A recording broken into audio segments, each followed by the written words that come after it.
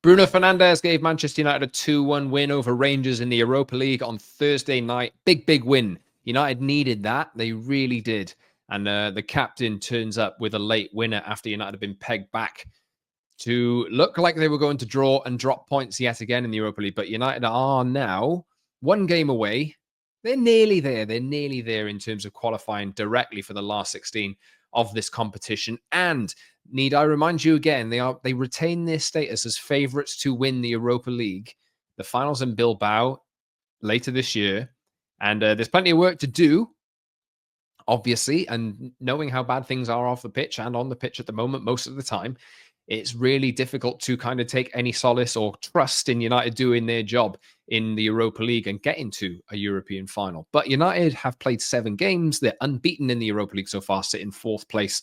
And look, I think there's a lot of games that are coming up next week, and there's potentially a lot of changes that could happen. United are only 2 points better off than 9th place. So there's potential if they lose this game next week for disaster. But a lot of things would have to go against them with some difficult games for the likes of, Bodo Glimt. These teams who are pushing to get into the automatic qualification places in the Europa League.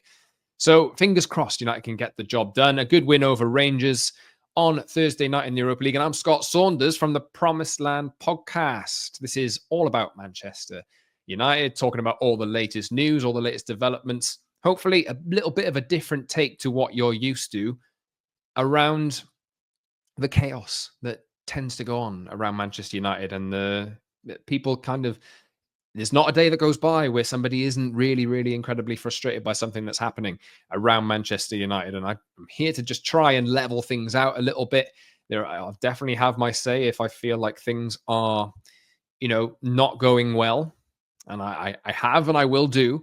But look, I think try and bring a measured approach here. So if you like that, and if you are a little bit sick of overreaction and this kind of thing, this might be the podcast for you. Please subscribe to it on Apple, Spotify, and any other audio platform you may use. This is the Promised Land of Manchester United podcast. Please subscribe. Like I say, download the show, get in touch with me, leave a comment, leave a review as well. Leave a 5-star review if you'd like to do so. I'm also on YouTube as well, the Promised Land of Manchester United podcast. Subscribe to the channel, like the video, I just said subscribe to the channel. Subscribe to the channel, like the video, and leave a comment. That's what I was meaning to say. And support me there as well. So I'm here in video format. I'm here in audio format as well. And I'm going a good few times a week at the moment. I'm really quite enjoying it, even though things on the pitch are more often than not a little bit grim. But last night, United played okay. I think United played all right. And it just so happened towards the end that poor Harry Maguire, as much as I wanted to compliment him in the last episode that I did about being professional and the way that he conducts himself, and I still stand by that, but it had to be him making a mistake, didn't it, to let Rangers back into the game. But luckily, blushes were spared, a brilliant cross from Licha Martinez, and a great finish from Bruno Fernandes to give United those 3 points. Won't touch on the game too much because I think the games are coming thick and fast at the moment. There's a Fulham game away from home on Sunday night, which will be a difficult and tricky one, and things in the Premier League at the moment aren't looking too great, having lost to Brighton last week. But hopefully United can take some confidence from this, build on it a little bit, and continue the little tiny bit of momentum they seem to have created recently. We'll see how that goes, and I will definitely be back to talk about what happens in that game after it happens, although I will give a pre-warning now, maybe a little delay, because that maybe late on Monday that'll be out. But we may well drop a TPL QA in the meantime between those two games, so keep an eye out for that as well. I just wanted to say, as much as I will spend some time today defending the club, because I understand that there are lots of angry and frustrated people about, the way that the club is being run at the moment. And I will have my say on what I think around this, because the club did release a statement and a full letter yesterday to the 1958, addressing some concerns that fans have, and rightly so, but also kind of giving a peek into just how difficult the situation is for the new people who've come in place to turn this club around and turn the ship around. So I'll talk about that a little bit later in the show. I'll also talk a little bit about Alejandro Garnacho and Chelsea. I haven't done too much around Garnacho to Chelsea. Yeah, I did speak about Garnacho earlier this week, talking about whether it would be the right choice to sell him, and go back and listen to my thoughts on that in the previous episode if you'd like, but I'm sure I might touch on a lot of what I said there in this episode as well. But it seems like the focus has become a lot more on Chelsea and what Chelsea are going to do over the next few days, with the asking price at United have set around £60 million. There's talk that even a bid has gone in already, and Alejandro Garnacho played in the Rangers game, worked really hard, got complimented by Ruben Amorim afterwards, but looked a little bit emotional. I don't know if you've seen the video. Did seem like he was getting ready to go. I'm not sure if you've seen this video. It's been floating around on social media. Looked a little bit emotional, tears in his eyes. But, we've seen that before and nothing's ever come about of it. So who knows? We will see what develops in the next week or so. There's a couple of weeks left of the transfer window, and I'm sure that there's plenty that will be happening in the ins and outs around United, because there's plenty of action happening, plenty of speculation, and if United are going to offload players, they're going to need to replace them. So we'll see what happens there. I just did want to say, actually, just before I move on properly, the scenes in the stands last night, I will... There will be elements of this episode today where I do I give the club's point of view, and maybe try and bring a different point of view to how the club is being run at the moment from what the popular view is. But in terms of what I saw in the stands last night, after what happened at against Galatasaray last year, with supporters in the home end and the chaos that was happening in the stands, the club absolutely need to sort that out. It's absolutely awful. And I've seen plenty of supporters talking about how their experience and the experience of their kids was ruined, and the trouble that was happening in the stands, and that's firmly on the club, and they need to get a hold and get a grip to make sure that this doesn't happen again. It's absolutely crap. It is crap. And look, they said it wouldn't happen again after the Galatasaray game last year, and look where we are now. So look, there's plenty of stuff that the club need to do to turn things around, and that is definitely one of the things that needs work and that needs urgent attention. So I hope people who were affected, if there's people listening to this podcast that were affected, really sorry to see that. And the chaos in there just did not look, I wasn't there obviously, but the chaos just looked that you shouldn't have to experience that at a home game for your team, so yeah, the club need to get a move on and start fixing that. And we'll see what happens. But there's plenty to criticize the club on. There's plenty which I kind of take a position where, in terms of, I see the club's perspective on a lot of things, and the mess that the people that are in charge now have to deal with, and how they need to turn things around. And I will get to that later on. But in this case, it's awful stuff. It really is. And that needs to be addressed as soon as possible. Can't happen again.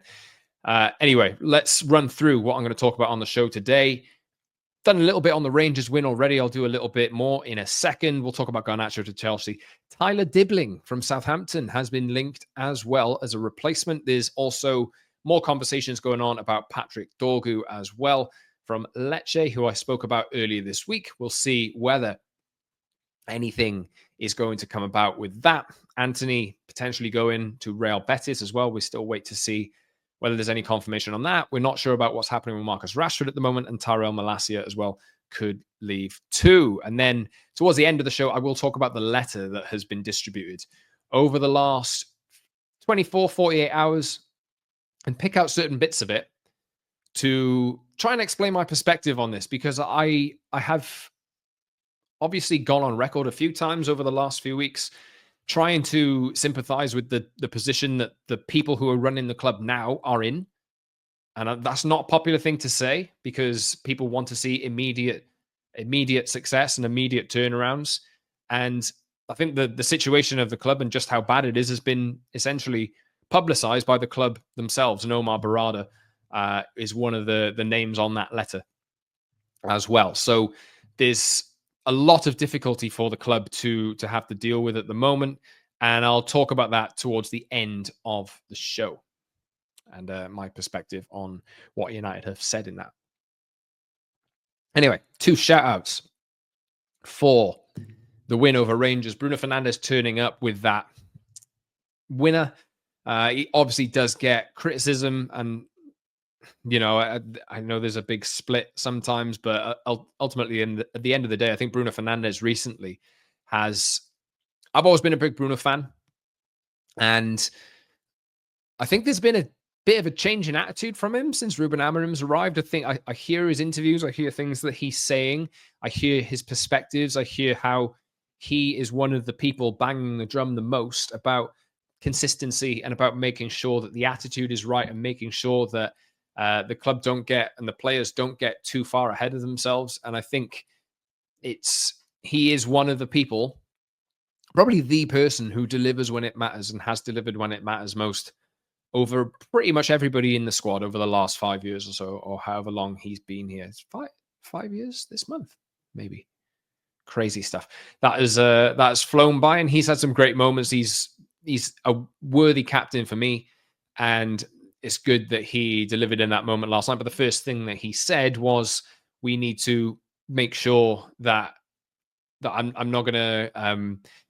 He was asked in his TNT Sports interview, I think, that what does conceding so late and then bouncing back and scoring immediately after show the character that the team has? And he responded, no, we need to show the character at all times. It doesn't matter about situations we're in the game. We need to make sure that is on display at all times. And I think for me, I think he's been converted to one of Ruben Amorim's disciples. And I feel like his ability to play in one of the 10 roles or in the deeper midfield position, I think is evidence of how Ruben Amorim trusts him.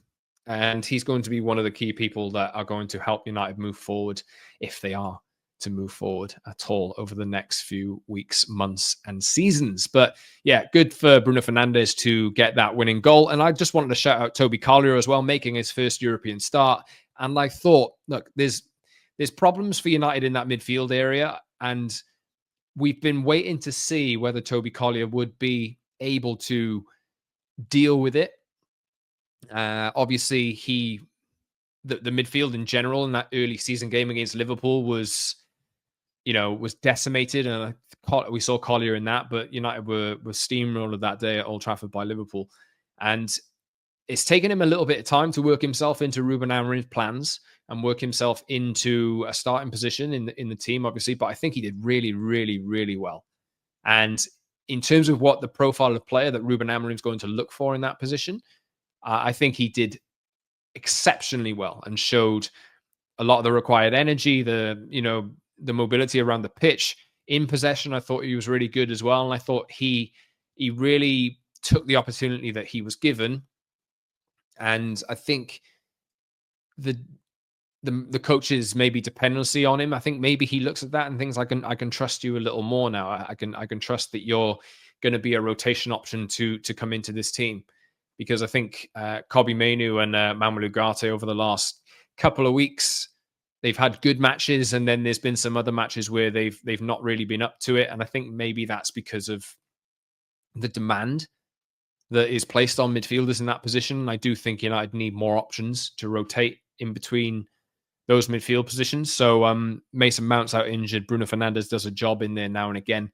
But with Casemiro and Christian Eriksen, not really viable options in there at the moment. I think there's an opportunity for somebody like Toby Collier to establish himself and stake a claim for his position in the squad in the long term over the next few months, because I don't think, if there's going to be any players arriving this month, I don't think it's going to be a midfielder. Let's just say that. So, congrats to Toby Collier, who I thought was really impressive in that game. And just wanted to touch on this as well. United are fourth in the Europa League group, 15 points, like I say, unbeaten so far. And there's a few teams below them who could potentially catch them. But overall, I think we just need to look at this and say, If United go do their job next week and beat Steaua Bucharest, difficult place to go, I can imagine. But if your head's on your game and you're able to deal with the occasion, deal with the atmosphere, then look, theoretically, United should be winning this game. But it's not always that simple, especially in Europe. And the last thing that we need United to do is to lose this game. Because that could open up a whole world of problems. But there does seem to be enough of a cushion there to suggest that for United to drop 5 places in this table and end up falling into the playoff round before the last 16 with 2 additional matches in the season. I'm touching wood here. I'm hoping this doesn't happen. But look, if United get their heads on and make sure that they do their job, they should really be safe enough to qualify for the next round in an automatic place. And we'll see what happens with the draw moving forward. But obviously the job is not done yet. But I think that winning goal for Bruno Fernandes at Old Trafford on Thursday night was very, very, very valuable. So looking at it now, fingers crossed United have done enough, but the job cannot be done in the players' eyes. So let's hope that the focus is retained, and let's hope that the focus is enough to carry them through the next 90 minutes that they have in Bucharest. Now, like I say, I'll touch on Alejandro Garnacho to Chelsea and the letter that was publicized yesterday. But I will take just a quick break before I do that. So stick with me. See you in a second. All right, welcome back. And as I record this, during that little break that I just had, where I paused the video a little bit and just gave you a little, cut the edit, I have seen that Fabrizio Romano has confirmed that Antony will travel to Seville tonight in order to join Real Betis from Manchester United. Green light after documents approved. Loan until June with no buy clause. Salary is shared. So United are starting to move players out, and Antony is the first major name who will be saying goodbye temporarily, potentially, but also you'd be surprised if you see him wearing the United shirt again. So Antony's on his way to Betis, and maybe just time to reflect a second. This wasn't in my planning. Time to reflect for just a second on just how awful a transfer that has been. Look, this is one of the deals that United did and have been doing over the past few years, which is an emblem of just how erroneous and poor and lax, and I could say so many bad words about the recruitment policy at United over the years. And I think this is one of the transfers that really sums it up more than any other, along with Casemiro, and they both happened within the same 2 weeks. That was the Antony deal was a sign of desperation from United. They'd wanted him, or Eric Ten Hag had wanted him early in the summer that he joined. And I think the story goes that the valuation was 40 odd million at the start of the window. United said no, and then they ended up coming back and paying 85 million or 80 million to sign him out of desperation after they just lost 4-0 to Brentford. So, that is not the way that you do business. And I would like to see, I'm confident that those days are behind United. But what has to happen now is the people who are in charge of the business that United are doing moving forward, they have to take the hits. They have to fix the mistakes. They are the ones lugged. And I'll get onto this in the 1958 statement section as well. They are the ones, as in Omar Barada, Jason Wilcox, these people are the ones that have been lugged with the responsibility of moving on players who are on huge salaries and have been signed for huge money that have no resale value because they haven't performed or because they're too old. This is exactly how you do not run a football club. And United, up until there's some criticism for the business that they did last summer, but I'll talk about that in a second as well. There are many people who are to blame for this, and if anything, it got worse towards the start of the 2020s. or just after lockdown had finished and fans came back into stadiums and there were some decisions that were made. Big money that United spent in a lot of cases, and a lot of those transfers that have happened have not worked out.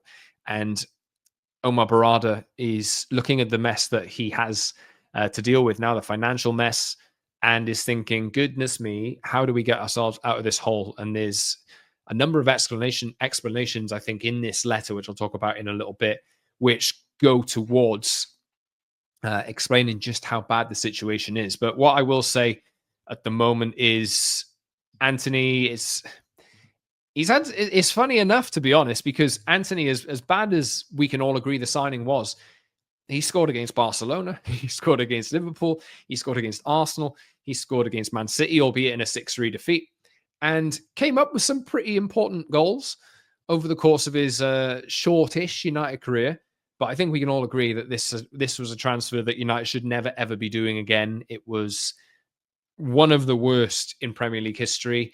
You can debate all you want about what is the worst, and maybe there's a case for that being one of the worst transfer in Premier League history. I've certainly seen that flowing around on social media over the last few days.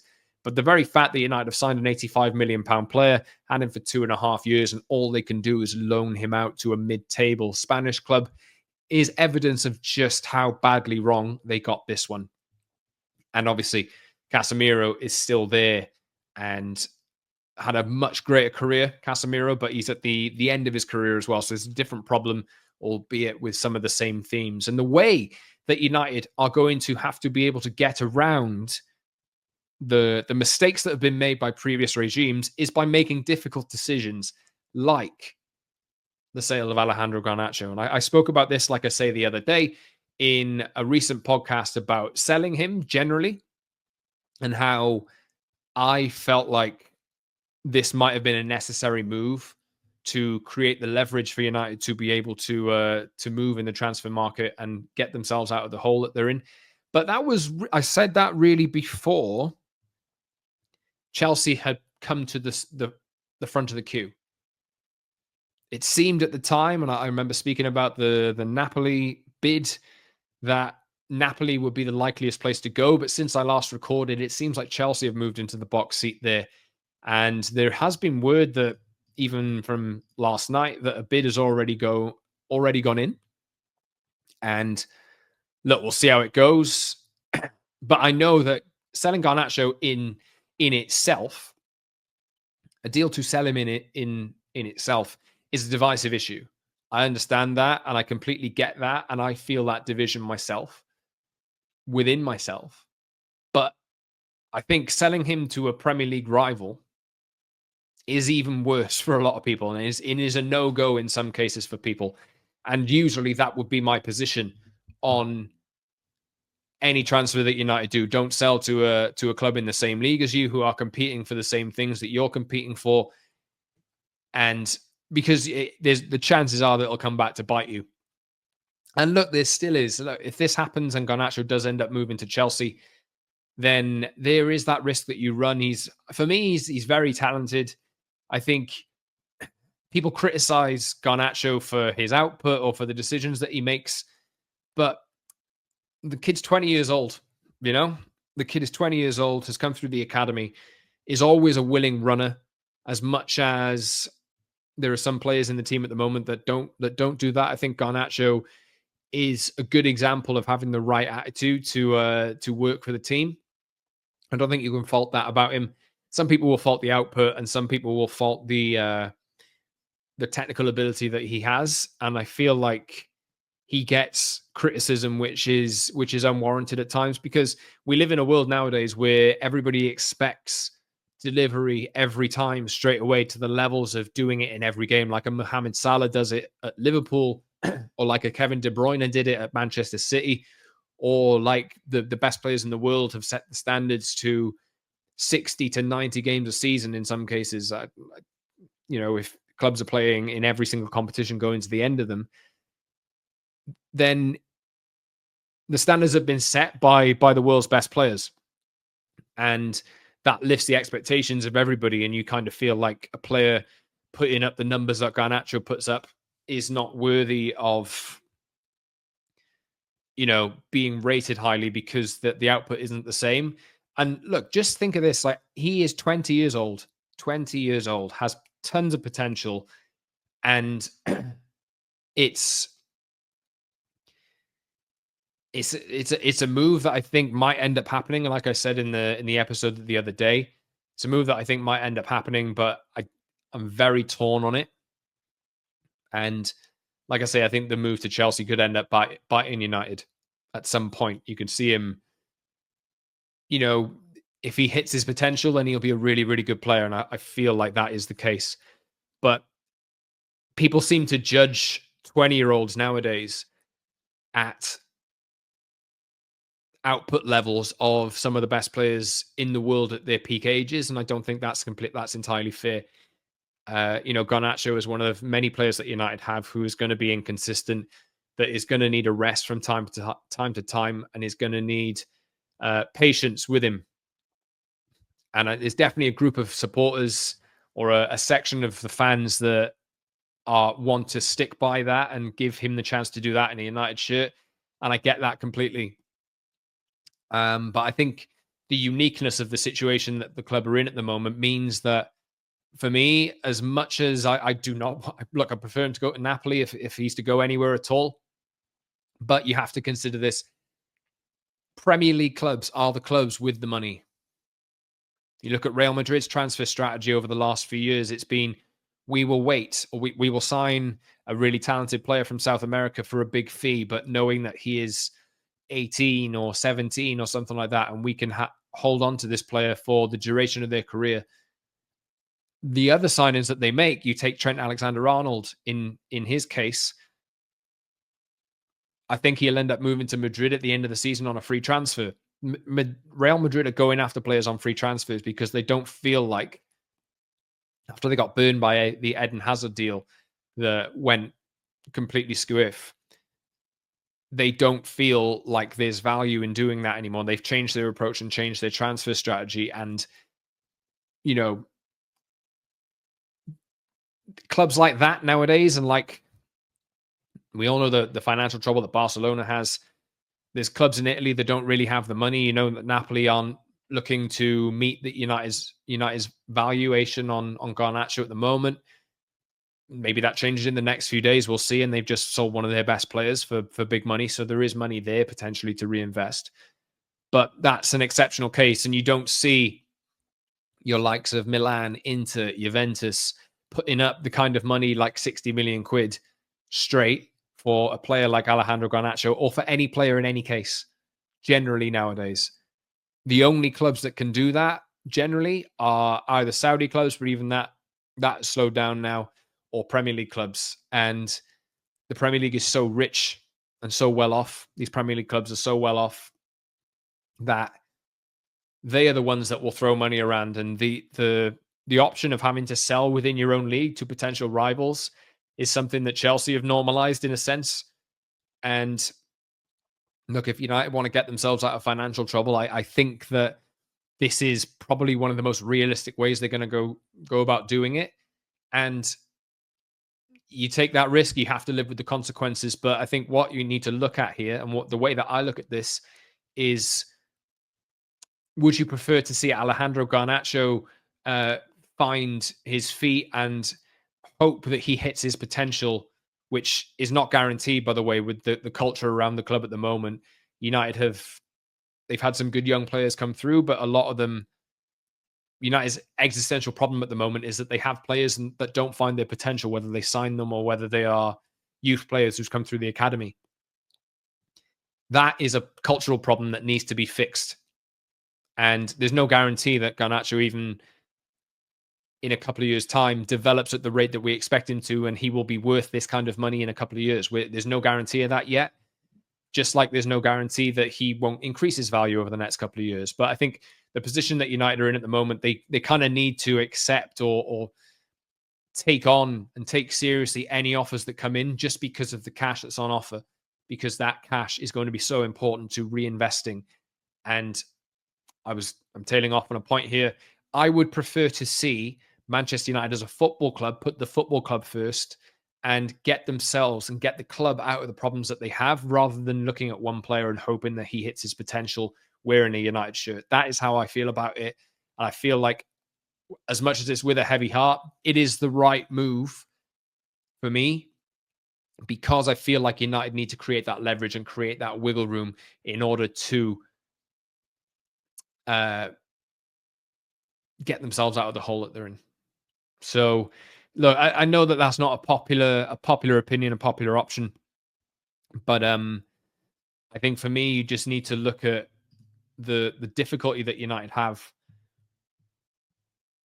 with the position that the club has been put in by the previous ownership. You just have to do that, and unfortunately, it might mean, as they've referenced to in their statement, that they have to make some unpopular decisions. So, look, we'll see how this develops, and I'm sure I will talk about Garnacho again in the next few days. But United are going to need to offload some players in order to rebuild, and that's just the way it is. And I feel like I'm accepting that, and I'm accepting the difficulty that the club have and the people who are in charge of recruitment have in terms of reinvesting and rebuilding the team.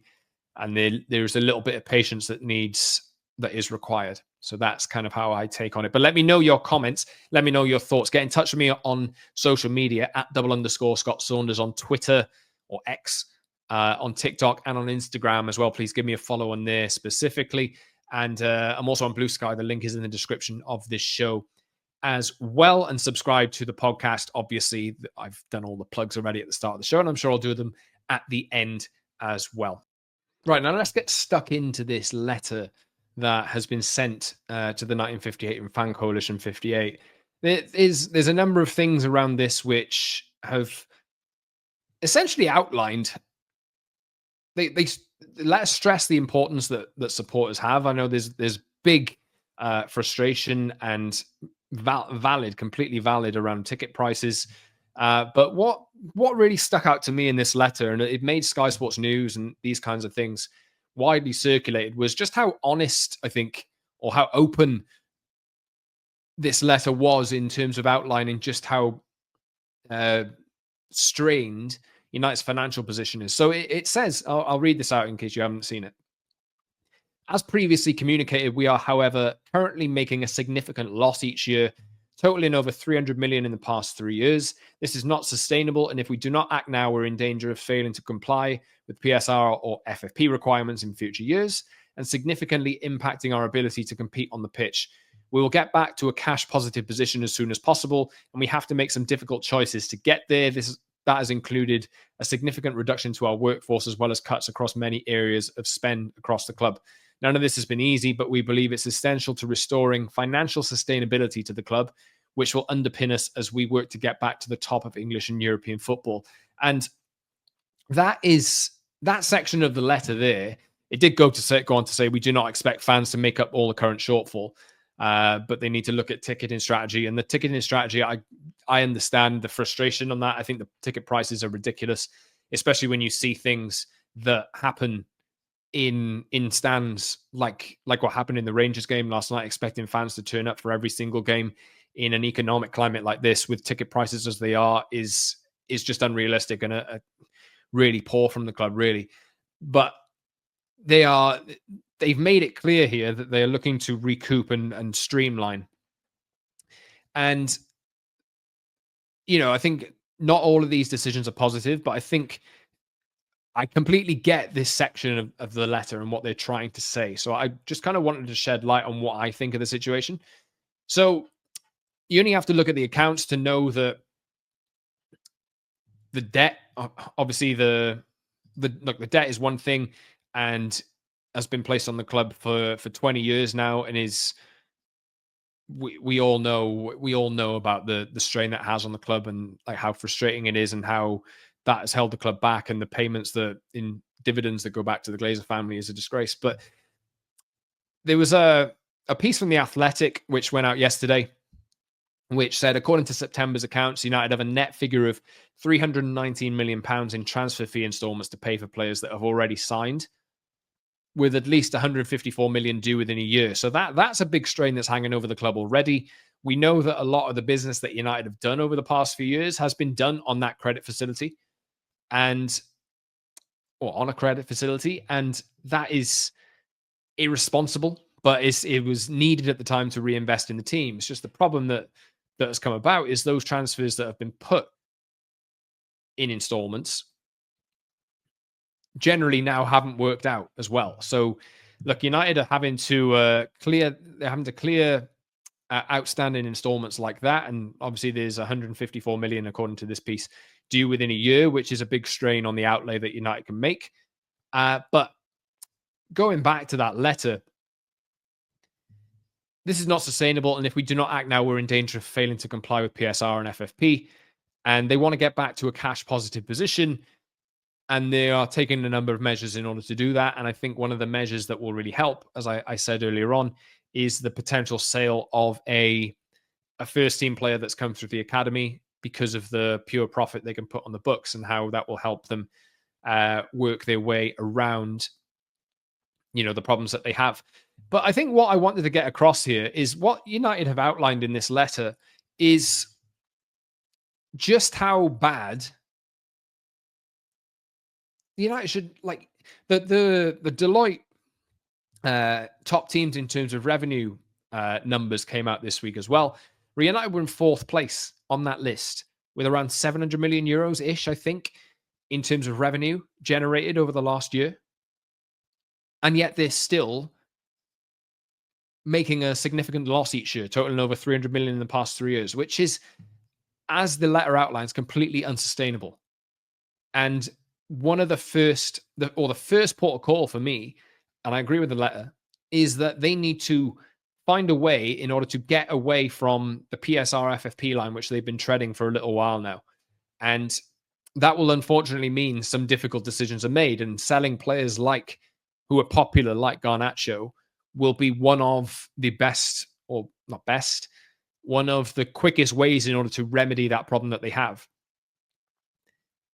And look, if we see a sale of Garnacho over the next few days, I still think we expect to be able to see that reinvested in the team, because what happens is you're able to book that value of, let's say, a 60 million pounds like on the books straight away.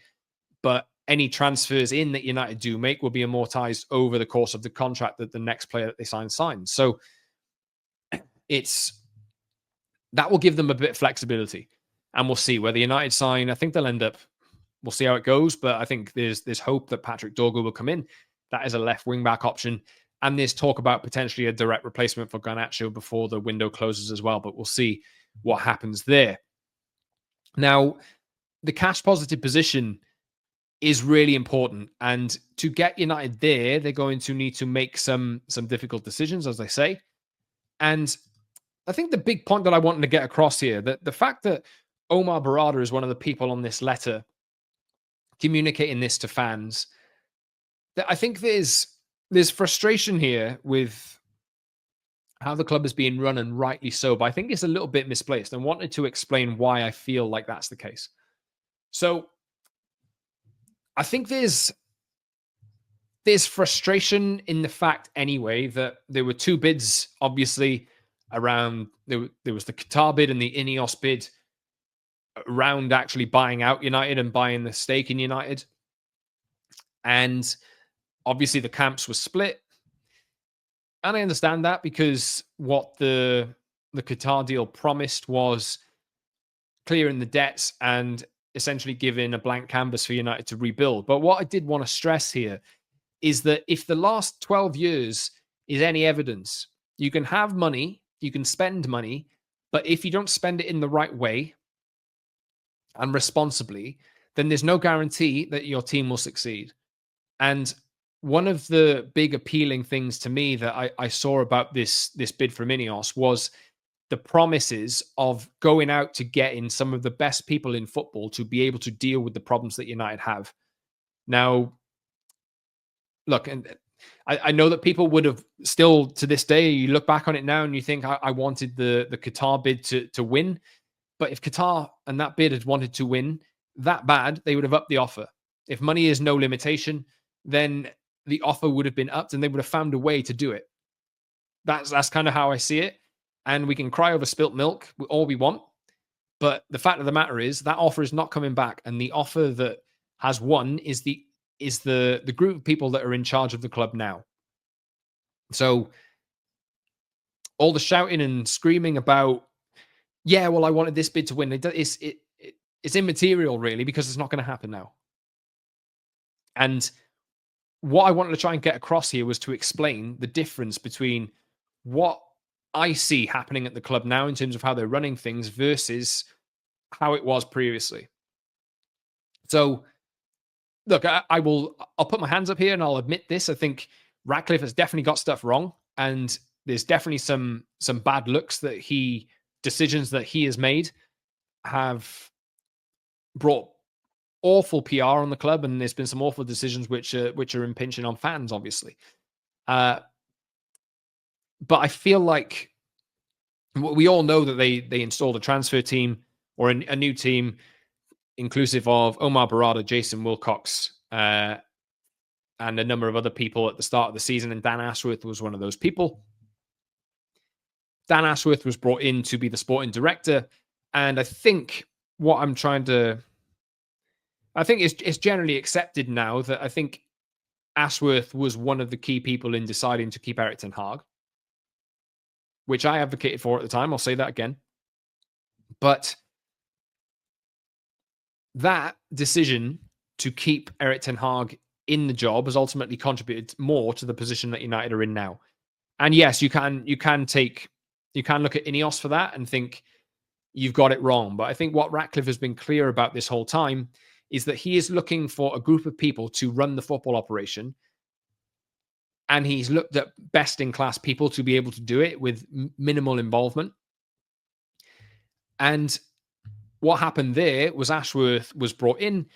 Ashworth was one of the people who was instrumental in keeping Erik ten Hag.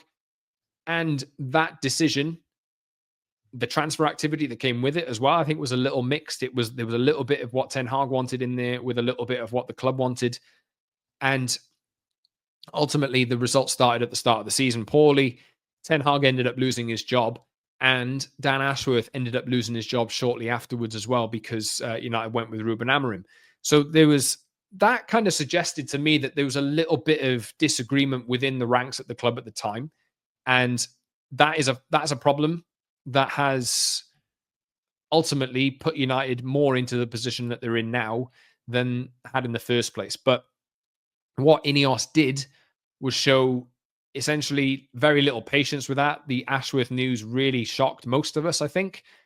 But the fact that they have identified a problem straight away and been essentially ruthless with it in terms of it seemed like to me that not everybody in that group of people was on the same page. And what Ineos have done is address it straight away. So I think what we're left with now in terms of Barada, Jason Wilcox, Christopher Vivell, who was in the stadium last night, just sat in front of Sir Alex Ferguson. I don't know if you noticed that. His influence is growing, especially on recruitment as well. And there's other people involved in that. But what I think we have now with Ruben Amorim as well is a group of people there and a core of people who are on the same page, And what I see a lot of at the moment is frustration on the group of people that are making decisions now, but they are bundled in with the previous group of people that were making bad decisions. I understand this frustration around how the club acts and the activities, but for me and where I kind of come from, maybe I don't think it's misplaced, but maybe it is. I don't know. Some confidence that I feel like United are eventually going to get it right. I look at the people that are there now making the decisions. I look at the transfer policy they're moving to. I spoke about that on the podcast last week as well. I feel like the direction that they want to move into with the coach that they've hired is on the same page and is more akin to how you run a modern football club. But what is happening is the frustration that the supporters have, and valid and completely right, the frustration that people have at the moment is being placed on the people that are making the decisions now, even though the responsibility of the bad decisions that have been made in the past doesn't lie with them. So what I'm trying to say is I think that the people in charge now, I'm talking about Barada here, Jason Wilcox, Christopher Vivell, Ruben Amorim, that core group of people there, they need time. They need time to fix or offload some of the problems, a lot of the problems that were and the poor decisions that were made over the last few years. They need time to be able to shift that, clear the wage bill, shift those players out of the club, correct the culture. And that's not going to be done straight away because you can only look at Casemiro and the massive wages and Marcus Rashford and the massive wages that he has and just understand it's not as easy really to just offload players just because you want them gone because they're not playing very well. It's not as simple as that. If they're not playing very well, chances are there's going to be a lot of clubs who are looking at that thinking he's not playing very well and he's on a lot of money. So is he the right option to go for? No, generally. If you look at it as a supporter and you think, get him out, he's not doing the job. Do you not think that the football clubs are looking at it and thinking the same thing? No, we're not going to touch him, especially when he's as expensive as that. That is just how you should look at this. But this group of people, those 4 people that I just named, they need time to be able to correct and reverse the errors, the expensive errors that have been made by previous regimes. So I just want to try and get that across if I can. I said in a tweet yesterday, I don't think people fully grasp that it's just not that easy for a transfer recruitment team who've been in place for around 6 months to turn around a football club managed as irresponsibly as this in the years previous to them arriving. So I said that in reference to Garnacho and whether that might be a bit of a betrayal to traditions, but they have to find a way to create some leverage in order to get out of the problem that they have. And unfortunately, that might mean raising the biggest chunk of money they can. This will be one of United's most expensive sales in history if it goes through. Simple as that, really. And it is a risk that they take, but I think it's a risk that they have to take, personally. They have to take it. As much as we'd all like to see Alejandro Garnacho fulfill his potential in a United shirt, the history that United have shown over the last few years of getting the best out of the players that they have it's not convincing. Let's just say that. What we need to see, we need to put the club first in this case. And I don't think any player should be bigger than that club, than the club. And I think that's been one of the big problems in the first place. The main priority here is to turn the club around.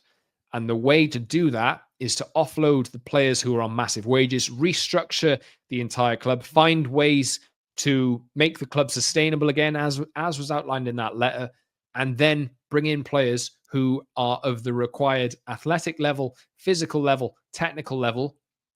Find players like that who are younger and cheap or cheaper to grow with the team as Ruben Amorim builds it. I will caveat that by saying, and I'll go with this again, I need to finish up at some point soon. They need to make sure that they're not buying specific players that cannot be used under another coach if it doesn't work out with Ruben Amorim. I completely get that. And I don't feel like, as much as we're looking at Patrick Dorgu as a left wing back, I think we've seen already in the course of his career so far that he can play left back, left wing, and right wing.